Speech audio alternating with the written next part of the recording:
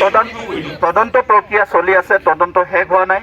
আমি কথা দিছোঁ আপোনালোকৰ যদি তদন্তত আপোনালোকৰ যদি দেখিছে যে ছেটিছফাই হোৱা নাই, মই আপোনাক ক'লোৱেই দেখোন আমাৰ এডমিনিষ্ট্ৰেশ্যন আছে, ডিষ্ট্ৰিক্ট কমিশ্যনাৰ আছে, মোৰ DIG আছে, IGP আছে, গতিকে আপোনালোকে সেই ক্ষেত্ৰতো কৰিব পাৰিব। কিন্তু আমিতো তদন্ত আৰম্ভ কৰিলোঁ, এৰেষ্ট কৰিলোঁ, এতিয়া আপোনালোকৰ পৰা আপুনি সহযোগ কৰিব লাগিব যাতে আমি কৰিব পাৰোঁ। আমি যাব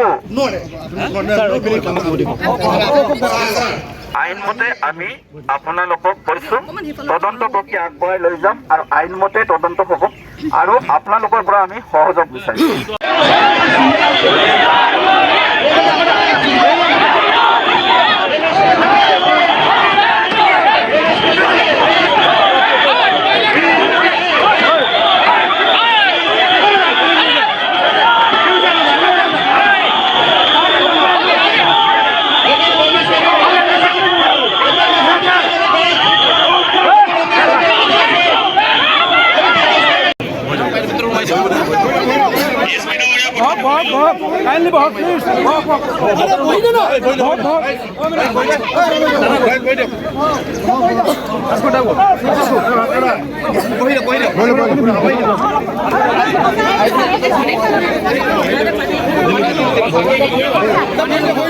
আমি এতিয়া শান্তিপূৰ্ণভাৱে আমি ৰেলী ওলাম, আপোনালোকে কাইণ্ডলি বাধা নিদিব আৰু বাধা দিয়ে যদি আপোনালোকে আপোনাৰ ডিউটি কৰিব, আমি আগবাঢ়ি যাম, আমি আমাৰ ডিউটি কৰিম।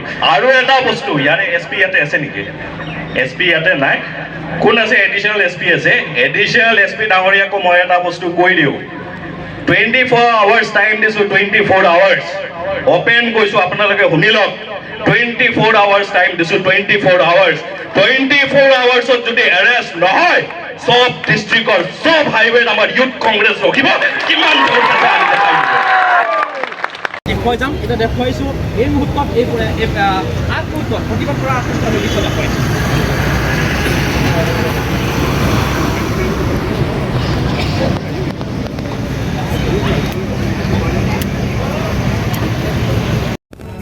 Reporter live.